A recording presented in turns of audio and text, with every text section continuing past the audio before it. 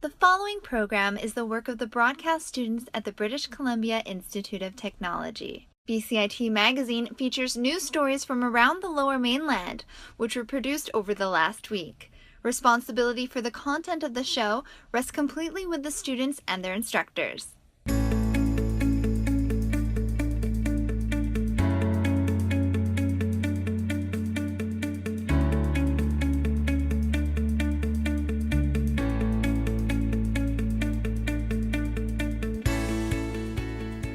Coming up on BCIT Magazine, a missing Coquitlam woman and 3 dogs are found safe. A new child poverty report shows alarming facts about the province's youth. And a nursing student keeps homeless people warm.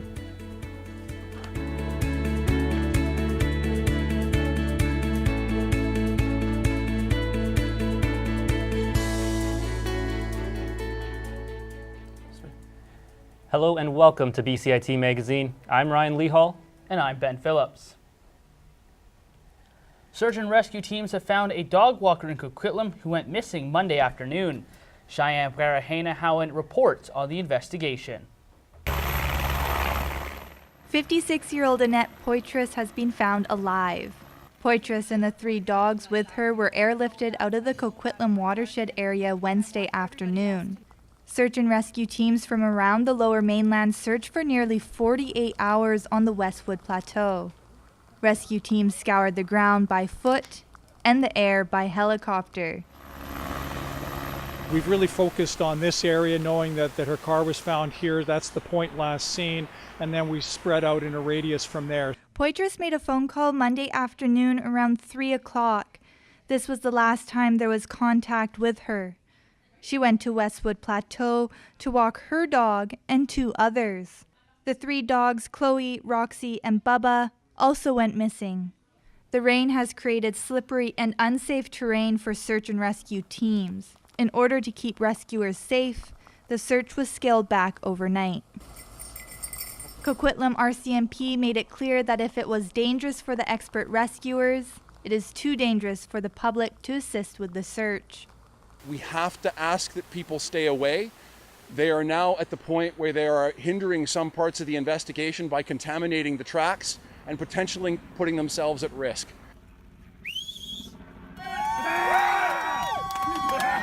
Coquitlam RCMP say Poitras sustained injuries, but she is well. She has been taken to hospital.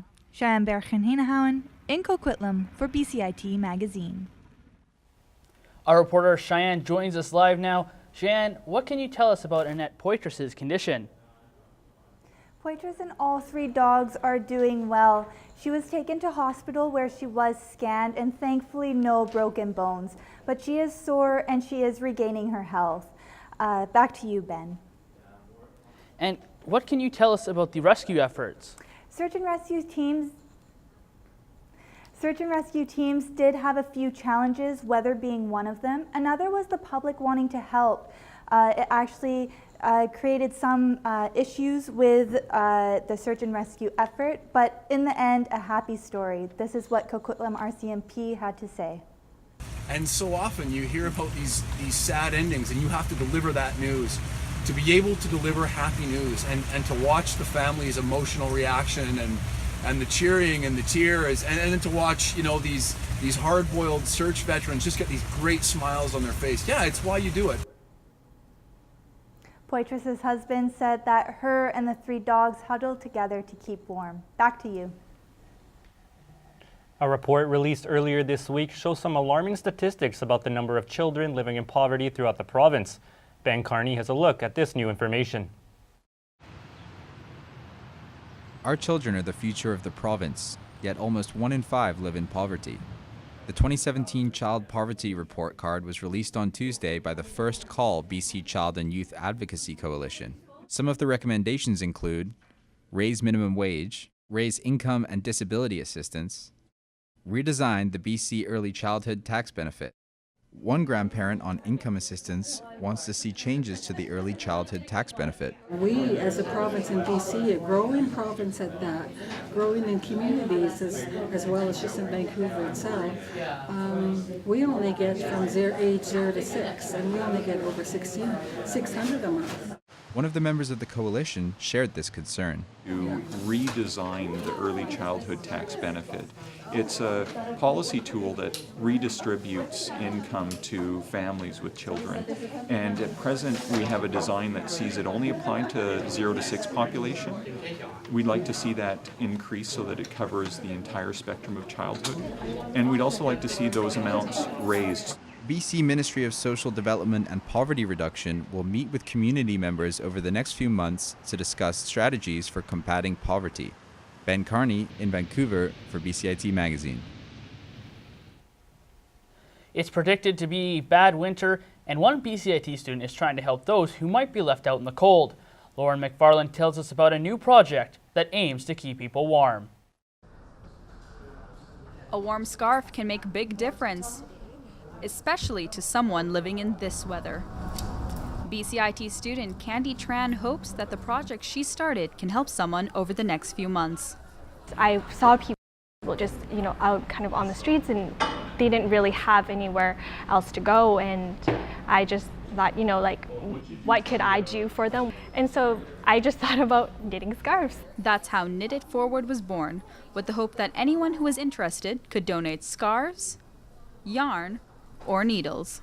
And the help will be appreciated. According to Metro Vancouver's latest homeless count, over 3,000 people are homeless.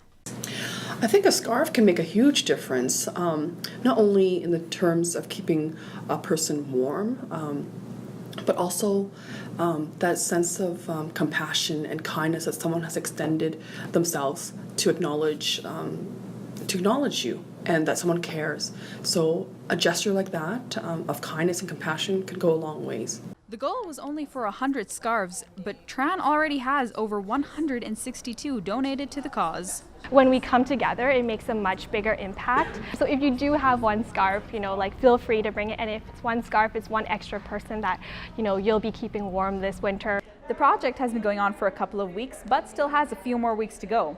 The soft deadline is December 4th for anyone in the community and December 7th for anybody on the BCIT campus, after which each scarf will be wrapped individually and presented with a personal message. Lauren McFarland in Burnaby for BCIT Magazine. Up next on BCIT Magazine, an opportunity of a lifetime for 2 junior hockey players. And a few major junior recruits have found their scoring touch at UBC.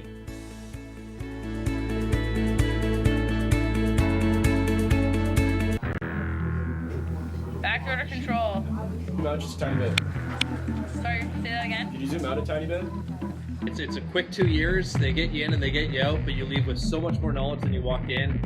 The BC Hockey League hosted the 3rd annual BCHL showcase last weekend. The showcase also allows fans to come. The tools you learn are very valuable. You leave with a comprehensive knowledge of many of the programs that are used in everyday workforces around all the newsrooms in Vancouver.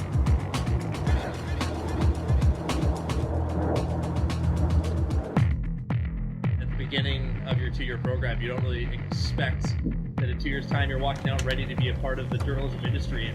Good morning and welcome to Evolution News. I'm Chantal Pesquitza. I was lucky enough to get a job a week after I graduated. I think that has a lot to do with the teachers and fellow students prepping you for the outside life once you graduate from BCIT.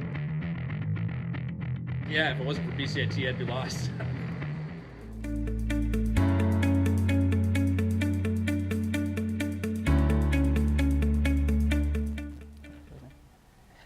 Welcome back to BCIT Magazine. It's time for your junior hockey segment.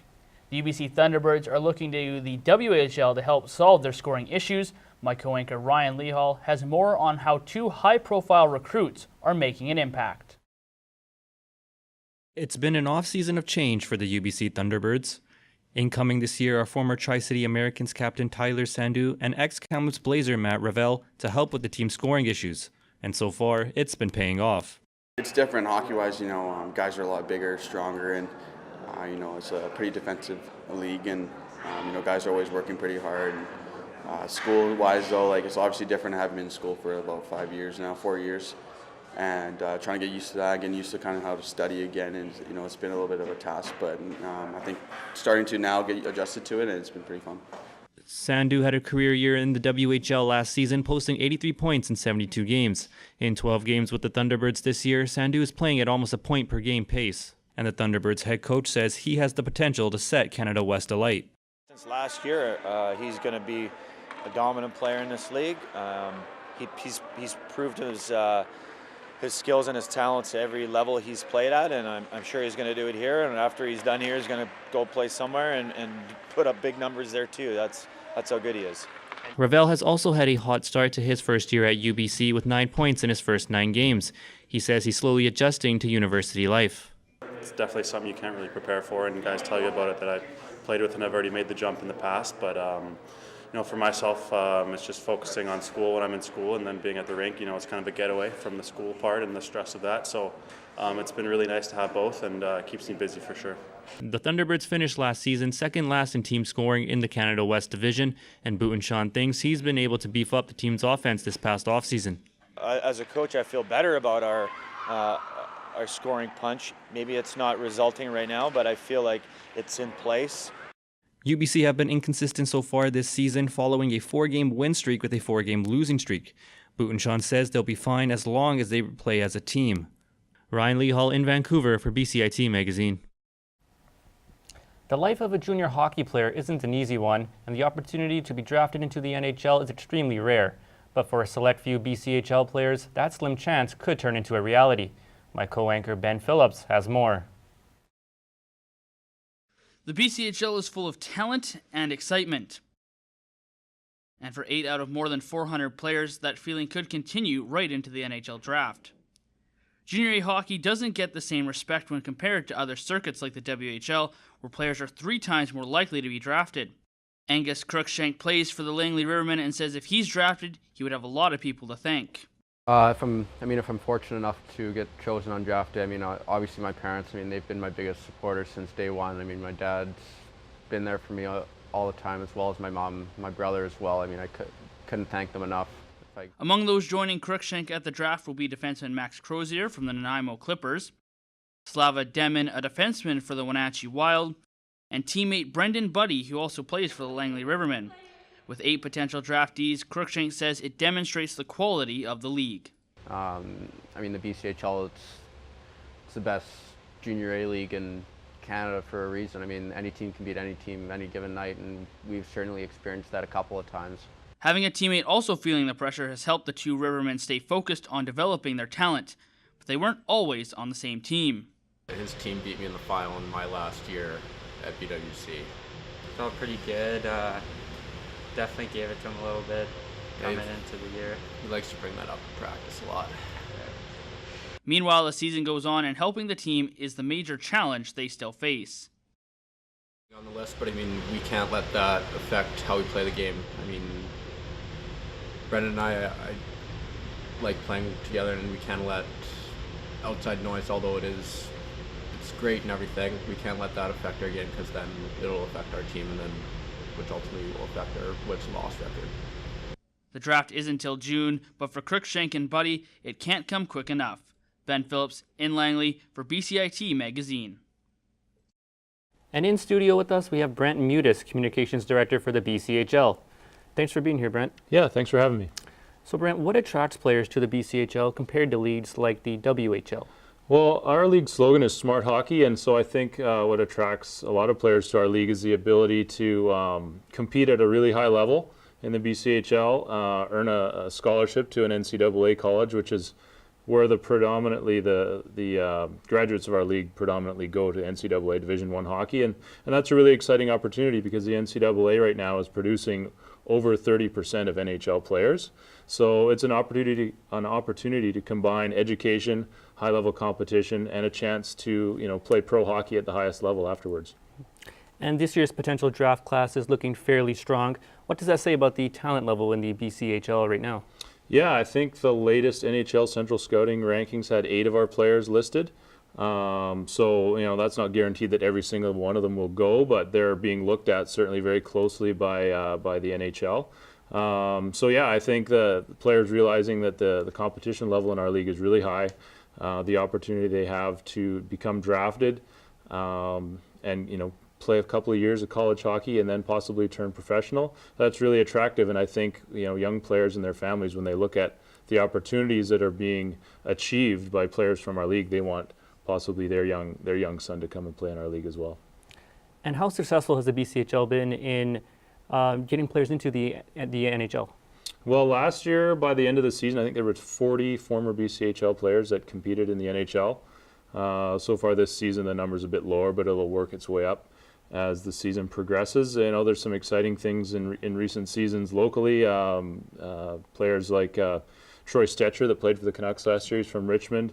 He is a local guy, played in Penticton, played the college route, never got drafted, made the NHL last year. Another guy is Alex Kerfoot, who's made his debut this year with Colorado. Great. Thanks for this, Brent. You're welcome. Up next on BCIT Magazine, Transit looks to change how much you pay to ride. And First Nation artists craft bentwood boxes for a youth association.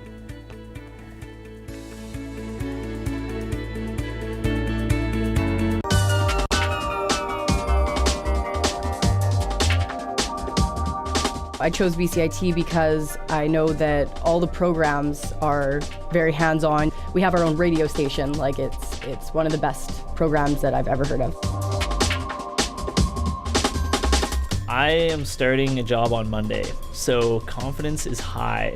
Honestly, I didn't think it was going to be this fun.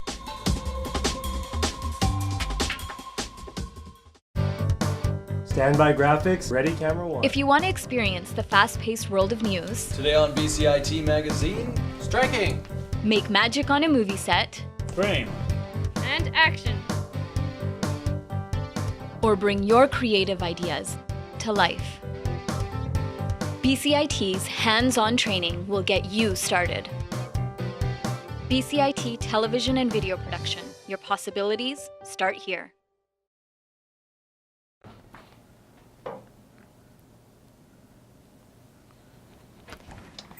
Haider, what are you doing? It's Friday night.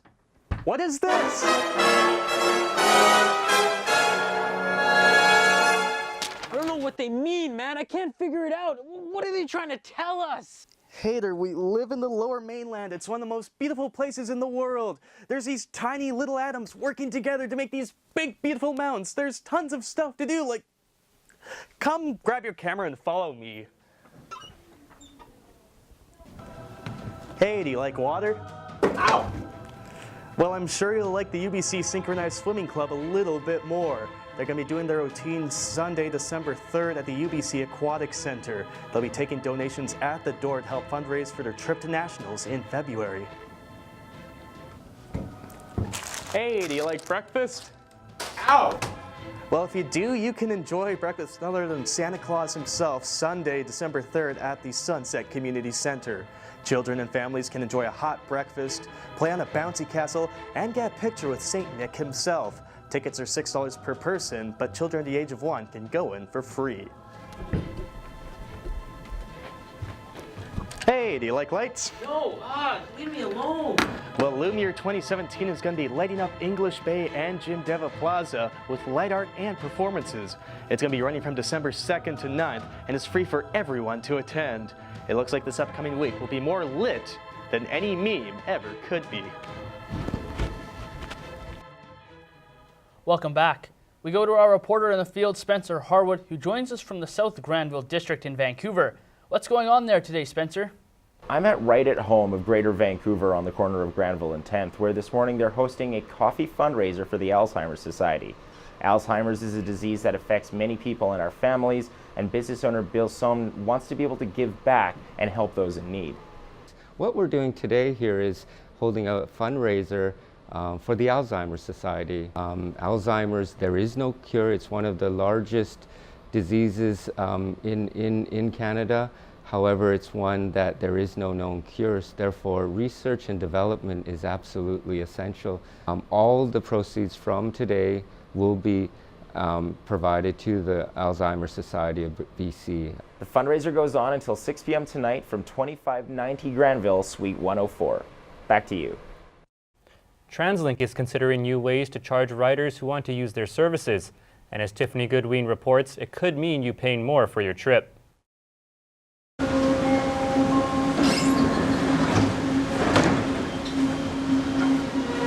SkyTrain excursions from station to station and city to city could soon cost you more. TransLink is mulling over the idea of charging riders for the distance they travel. The farther they go, the more money they'll have to pay. I think it makes sense, but I mean, it certainly hurts a lot of people, but like I live pretty close, so it doesn't hurt me. I mean, it makes more sense, don't it? If you've got a short distance to travel, you pay less. TransLink says they're considering two options to implement the plan. Option 1, charge SkyTrain riders by the distance, but use a flat fare for bus riders.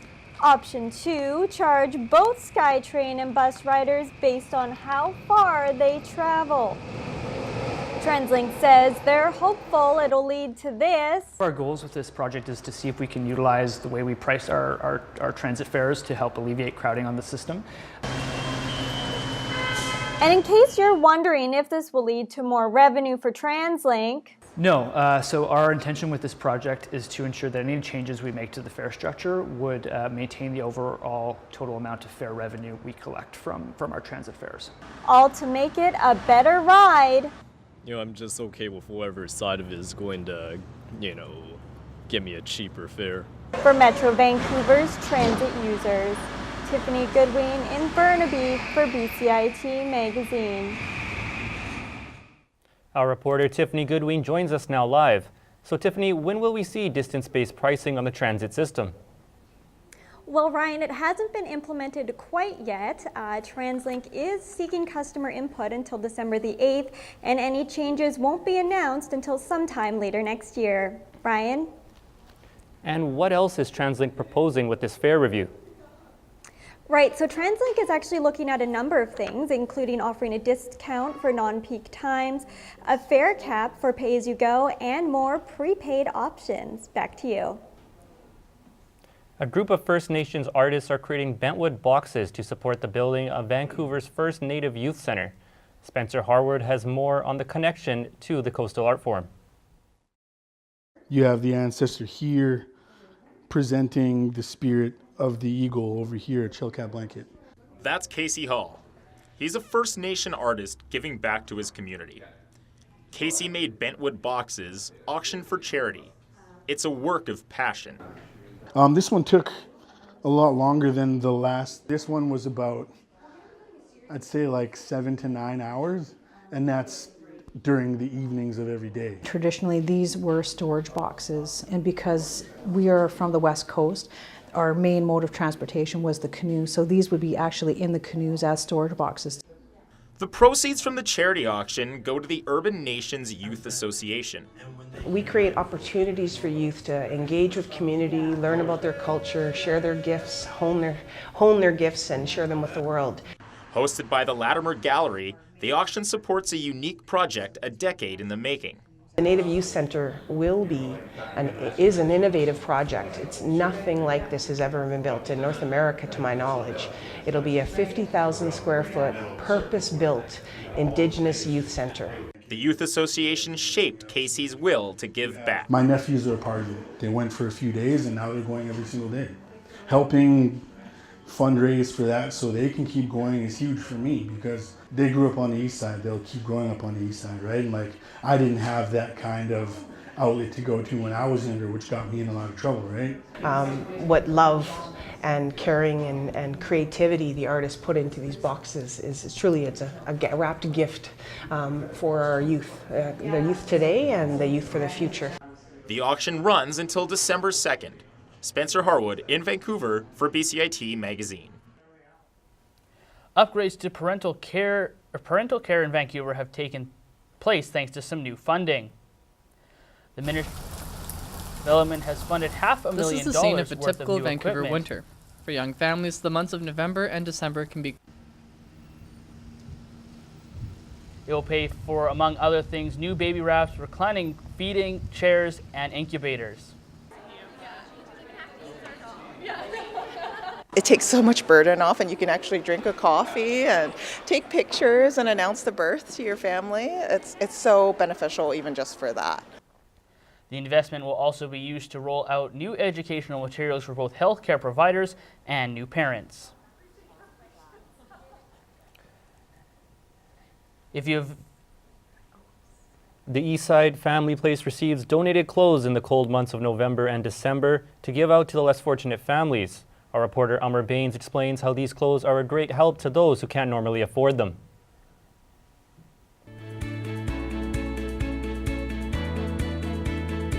If you have any This is the scene of a typical Vancouver winter. For young families, the months of November and December can be cold, wet, and rainy. But the employees at the Eastside Family Place aim to keep children warm and dry. The organization receives donated kids' clothing and sells them for $5 a bag to those who aren't able to afford winter apparel. We get donations, it helps us raise some funds, it supports our programs and services, but it is also a service for families that they can access inexpensive clothing that's good quality. Beyond warm clothing, the center also receives bundles of toys. Somebody at their school just recently did a toy drive. So they told people at the school about who we are, what we do, and they asked people to donate toys in good condition, and they brought them here. The center gets lots of volunteer help near the end of the year. Arlene Arani is one of those volunteers looking to give back to the community. It's been a really important part of our lives. They've helped us build a community and make friends, and now my daughter's going to school with people from the program, and I just wanted to give back. Arani says the work she does makes her feel like she's really giving back. It makes you feel like you're doing something that is giving to the community and that is being appreciated. The Eastside Family Place hopes that these clothes can make a gloomy season a little bit more bright. Amr Baines in Vancouver for BCIT Magazine. If you have any questions regarding the show, you can contact us at bcit-broadcast.com or bcitbroadcastnews.ca. Thanks for watching this week's BCIT Magazine. I'm Ben Phillips. And I'm Ryan Lehal. We leave you now with footage from last weekend's match between the Surrey Eagles and the Wenatchee Wild.